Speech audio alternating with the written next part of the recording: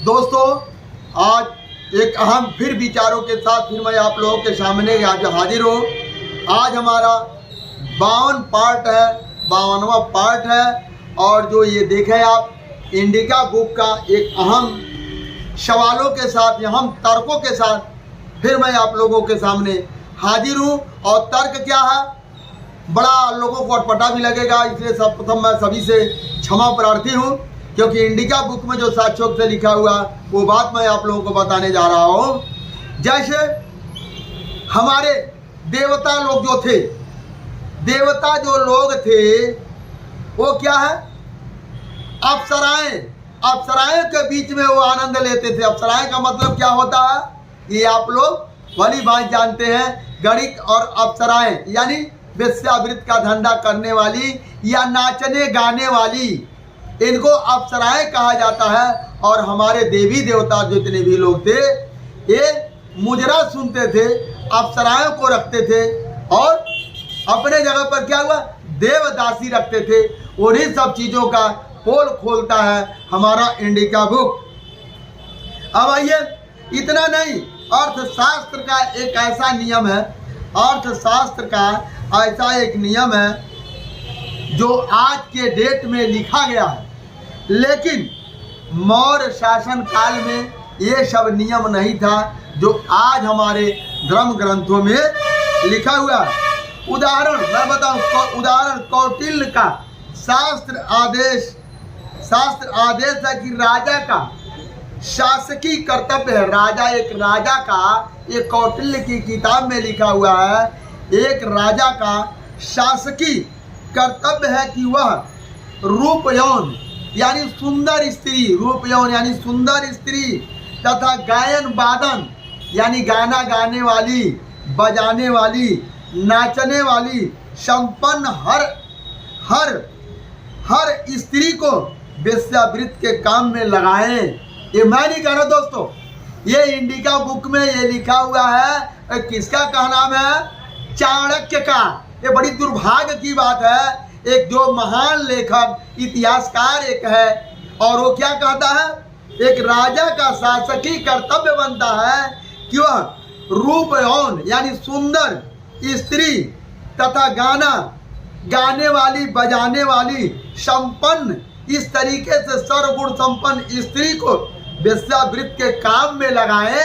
ये कौन कह रहा है, ये चाणक्य कह रहा है। चाणक्य जो अर्थशास्त्र, जो प्रधानमंत्री था चंद्रगुप्त मौर्य का, चाणक्य नाम का ब्राह्मण ये कह रहा है, चाहे वह स्त्री वेश्या कुल से संबंध रखती हो अथवा न रखती हो, उसे 1000 पाउंड उस समय की करेंसी प्रति माह तनख्वाह दें तथा उसकी कमाई का आधा हिस्सा टैक्स के तौर पर वसूला करें। ये जो क्या कह रहे हैं चाणक्य, क्या करवा करके, ये फिर दोबारा मैं कहना नहीं चाह रहा दोस्तों, हमको खुद शर्म लग रहा है। ये कह रहे चाणक्य जो कमाती है उनका जो है कि आधा हिस्सा 50% उसको टैक्स के तौर में लिया जाए, किसी भी स्त्री को इससे छूट ना दी जाए। क्या करे चाणक्य, किसी भी स्त्री को इसको कर में छूट न दिया जाए। अतः अगर कौटिल्य सम्राट चंद्रकोट प्रधानमंत्री होते, चंद्रकोट के प्रधानमंत्री होते तो उस समय हर स्त्री वेश्या होती। ये कौन कह रहा है, इंडिका बुक कह रही है। जब उस टाइम कौटिल्य जी लिखे हैं तो उस टाइम के हर स्त्री क्या होती, वेश्या कुल की होती, वर्ण या जाति की होती। आज हर भारतीय के रगों में वेश्या का खून दौड़ता होता। ये देखिए, ये जो कौटिल्य के लिखे के अनुसार ऐसा भारत को होना चाहिए। लेकिन क्या है, कोई भी आदमी अपने घर की औरत को, बेटी बहन को, वो किसी इंद्र के सामने नाचने गाने बजाने के लिए वह कभी स्वीकार नहीं करेगा, कभी स्वीकार वो नहीं करेगा। अब आइए, कौटिल्य शास्त्र को भारतीय समाज, भारतीय शासन व्यवस्था ने कितना अपनाया उसके लिए आर्यों के धार्मिक पुराणों का उदाहरण ले सकते हैं। अप्सरा गणिक अर्थात अप्सरा गणिक अर्थात वेश्या, वेश्या पुराणों में सम्मान के पात्र हैं। क्या है? पुराणों में सम्मान का पात्र है। अप्सराएं जो होती थी, इंद्र की अप्सराएं, फलाने देवता की अप्सराएं, फलाने देवता की अप्सराएं, वो क्या होती थी? सम्मान के पात्र होती थी। लेकिन दोस्तों ऐसे ही उदाहरण मैं आप लोगों को दे रहा हूँ। कृष्ण और राधा को बहुत सारे लोग पूजा करने वाले हैं, बहुत सारे लोग मानने वाले हैं, बहुत सारे लोग पूजा करते हैं, बहुत सारे लोग मानते हैं। लेकिन मैं चैलेंज करता हूं, कोई भी आदमी अपने बेटा से क्या कृष्ण का रोल निभाएगा? वो नहीं निभाएगा।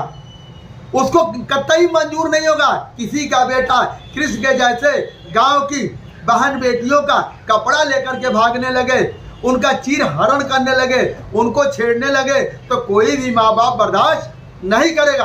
राधा के जैसे बहुत सारे लोग पुजारी हैं, राधा के जैसे जो राधा को मानने वाले हैं, उनको भी ये चीज स्वीकार नहीं होगा कि उनकी बिटिया राधा का रोल निभाए।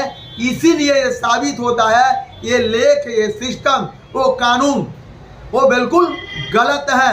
ऐसा नहीं होना चाहिए, क्योंकि इंडिका बुक में राजा चंद्रगुप्त मौर्य के समय में, अशोक सम्राट के समय में ऐसी कोई पद्धति नहीं है, ऐसी कोई विचारधाराएं नहीं है। अब क्या वो लिखते हैं? कहानियों में सुनाता जरूर है, हर आदमी, हर पंडित कथा जरूर बांटता है, लेकिन वह अपनी बेटी बहन से, अपने बेटे से, अपनी औरत से वह चरित्र नहीं निभाता है। क्यों नहीं निभाता है? इसका मतलब है यह बिल्कुल झूठ है। अप्सरा बने अथवा अप्सराओं की तरह कभी नग्न होकर सबके सामने नाच गान करें। कौन आदमी चाहता है? कौन माँ चाहती है?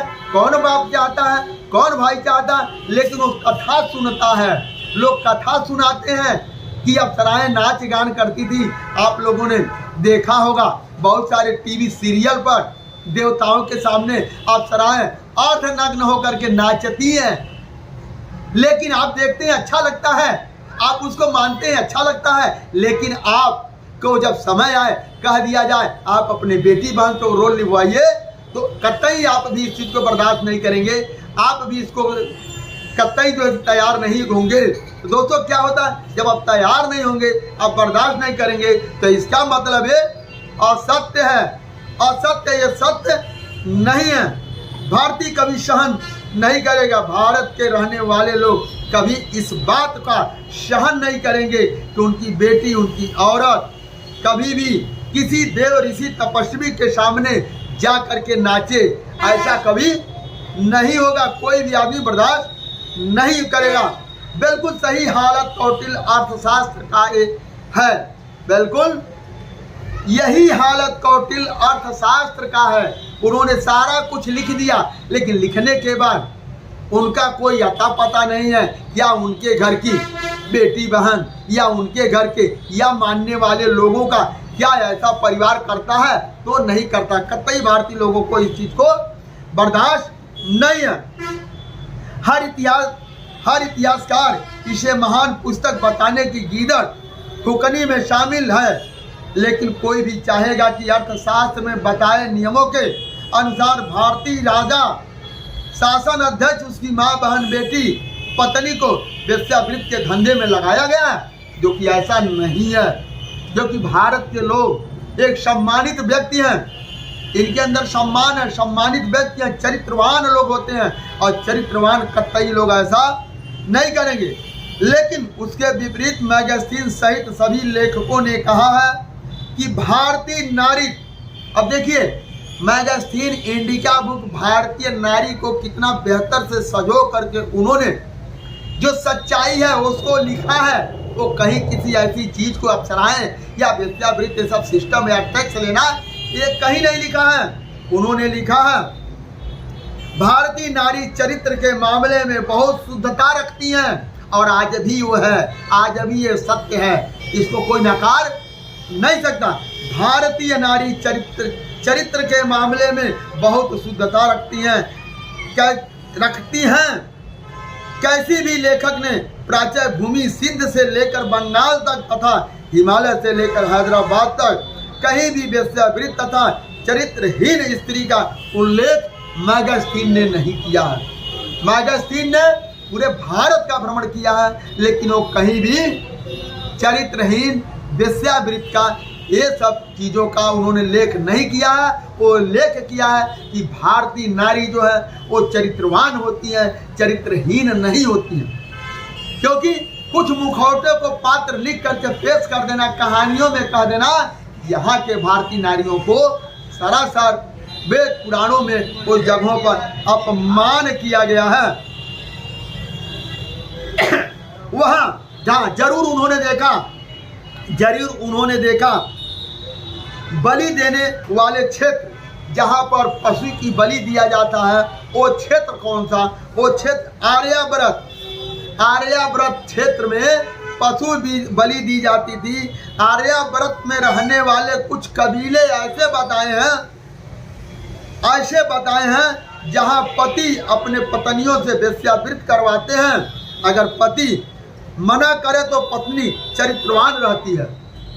और वहाँ लोग आर्यावर्त जो देश है अफगानिस्तान है, अफगानिस्तान में आर्यावर्त कौन है? वो लोग पशु बलि करते थे।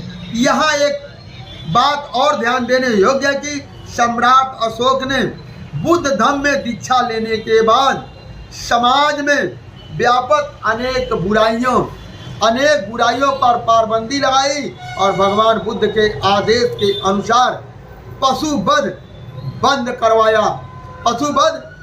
करवाया। अगर उनके शासन काल में कौटिल्य व्यवस्था वेश्यावृत्त लागू होती तो बौद्ध बनने के बाद वह गणित उदार जैसे ही हरकत करते रहते। भगवान बुद्ध ने माँ अम्बे का उद्धार किया था, उनका कोई न कोई शिलालेख तो अवश्य मिलता। दोस्तों, आज जो आप लोगों ने सुना यह बिल्कुल उस चीज को उजागर करता है, जड़ से झकझोर देता है। ये दिलों को झकझोर देने वाली सच्चाइयों को बिल्कुल पटल पर लाकर रखने वाली इंडिका बुक को मैं बारंबार सलाम करता हूँ। दोस्तों, आज हमारे बुक समरी फिशरमैन इंडिया के चैनल के दर्शकों को, जो आप लोग तभी से रेगुलर इस साथ में बने हुए हैं, सभी को मेरा सादर प्रणाम, नमस्कार, जय हिंद।